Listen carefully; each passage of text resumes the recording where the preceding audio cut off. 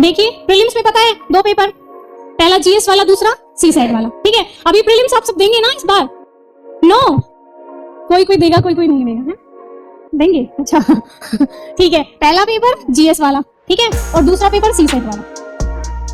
देखिए मैं इतना कहूंगी कि अभी प्रीलिम्स थोड़ा टफ होता जा रहा है, तो प्रीलिम्स को मतलब हम लाइटली ना लें, और हिंदी मीडियम में तो वैसे ही प्रीलिम्स में थोड़ा सा होता है डिफिकल्ट, है ना? तो प्रीलिम्स को आप एकदम छोड़े ना, पूरा फोकस रखें। मेंस पे तो रखना ही है क्योंकि रैंक वही बनाएगा, लेकिन प्रीलिम्स को हल्के में नहीं लेना है, ठीक है? तो सबसे पहले मैं सीसेट बता देती हूँ। देखिए सीसेट, क्योंकि मेरा साइंस बैकग्राउंड था, मेरा मैथ्स ठीक था, मेरी इंग्लिश ठीक थी, तो शायद मैं उतना कंफर्टेबल नहीं हूँ सीसेट के लिए, लेकिन आपकी क्लासेस चलती होंगी तो सीसेट आप देख लीजिएगा। मतलब सीसेट में वैसे भी क्वालिफाइंग की है, लेकिन वैसे वही हल्के में नहीं लेना है ना? बच्चों का मैंने देखा है, कई बच्चे मतलब मेरे साथ भी थे जिनका जीएस में 120 स्कोर हो रहा था और सीसेट नहीं हुआ।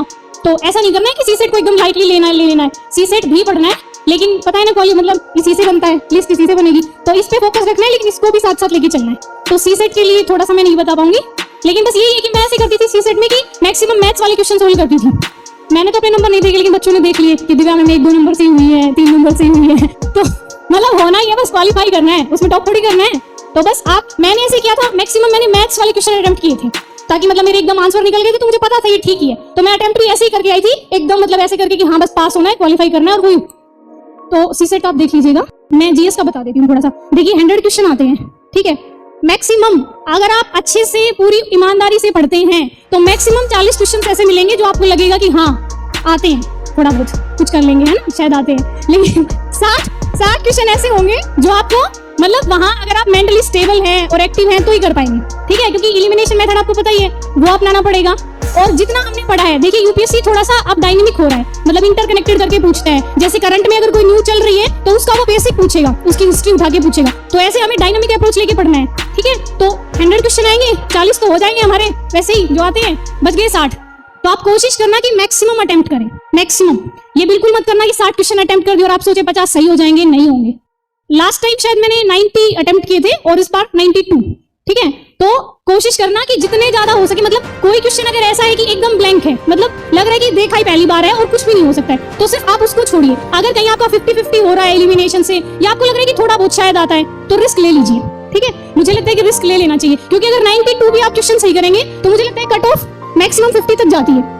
क्वेश्चन की बात कर रही हूँ मैं, मैक्सिमम 50 तक जाती है। तो हमारे पास 42 क्वेश्चन है ऐसे जो हम रिस्क लेके कर रहे हैं, ठीक है? तो मुझे लगता है कि मैक्सिमम अटेम्प्ट करने चाहिए। मैंने मैक्सिमम अटेम्प्ट किए थे, मतलब 90 से ऊपर ही, 92 तक, ठीक है? प्रीलिम्स के लिए यही। और प्रीलिम्स के लिए देखिए, प्रीलिम्स जब आपका प्रीलिम्स है उससे कम से कम मुझे लगता है 4 महीने पहले, 3-4 महीने पहले आप एकदम प्रीलिम्स पे फोकस हो जाइए।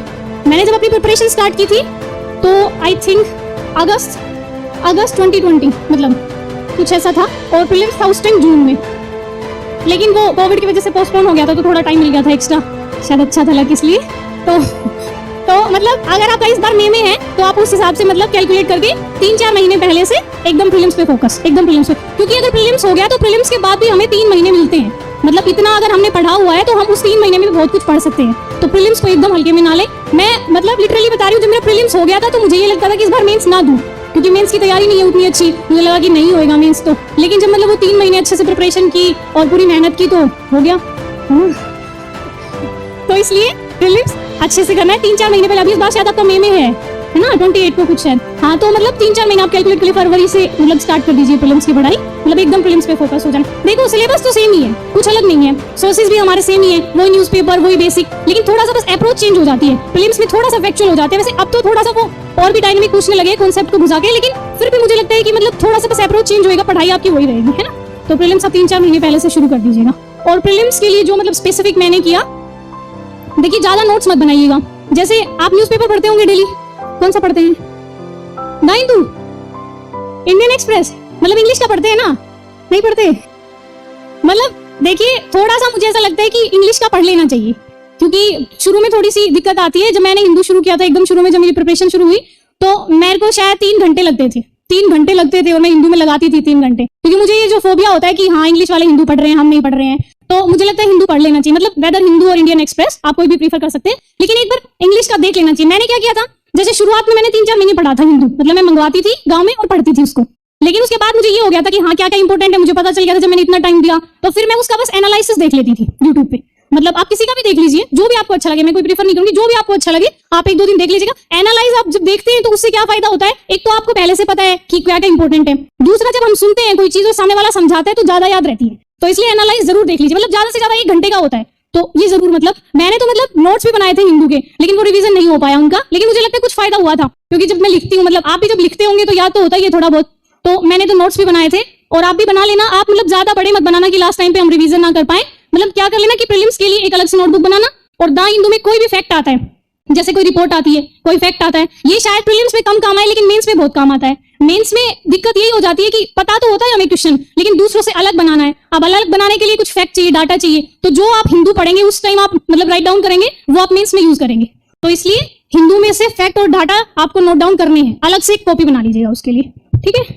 और एक प्रीलिम्स के लिए क्विज मुझे लगता है थोड़ा सा जरूरी है, मतलब मैंने बहुत की थी ऑनलाइन भी, टेस्ट सीरीज तो मैं बताऊंगी बाद में, क्विज भी मैंने की थी ऑनलाइन, दृष्टि की वेबसाइट पे भी आती है, आप वहां देख लीजिए, या कहीं भी जहां भी आपको अच्छा लगे यूट्यूब पे। अगर मतलब प्रीलिम्स के हिसाब से कोई क्विज हो रही है तो क्विज कर लीजिएगा, उससे मतलब थोड़ा आइडिया हो जाता है। जैसे हिस्ट्री में अगस्त प्रस्ताव है, उसको हम पढ़ लेते हैं कि ये बातें थी 3-4, लेकिन जब क्विज होती है तो वो अपने हिसाब से बनाते हैं, तो उस टाइम हमें ये पता चलता है कि हाँ ये वाला पॉइंट हमसे छूट गया था। ये रक्षा की जगह वो विदेश लिख देते हैं, और मतलब संविधान सभा में किस किस को शामिल करेंगे तो वो थोड़ा सा घुमा फिरा देते हैं। तो जब हम क्विज करेंगे तो पता चल जाएगा कि शायद ये पॉइंट हमसे छूट गया था, तो इसलिए क्विज जरूरी है, ठीक है। और टेस्ट सीरीज प्रीलिम्स से मतलब मैंने शायद 60 लगाए होंगे, 60 मतलब टेस्ट किए थे मैंने, ऐसे तो नहीं दिए कहीं टेस्ट, मैंने मतलब ले लिए थे वहीं से, और मतलब प्रिंटेड, और मैं बस कर लेती थी और फिर मैच कर लेती थी, और फिर उसका जो भी सॉल्यूशन था जो मुझे नोट डाउन करना होता था वो नोट डाउन। तो मतलब कम से कम 60 तो आपको करने ही हैं, हर हाल में करने हैं, और ऐसे नहीं कि कर लेने हैं और फिर बस छोड़ देने हैं कि ठीक है इतना सही हो गया। मतलब करने के बाद हमें उसका सोल्यूशन भी देखना है, ये भी देखना है कि कहाँ गलती हुई, कौन सा हमें नहीं आया, कौन सा आया। तो मतलब 2 महीने पहले अगर आप डेली भी एक टेस्ट करेंगे तो 60 मतलब मोर देन इनफ है, इतना ठीक है। तो प्रीलिम्स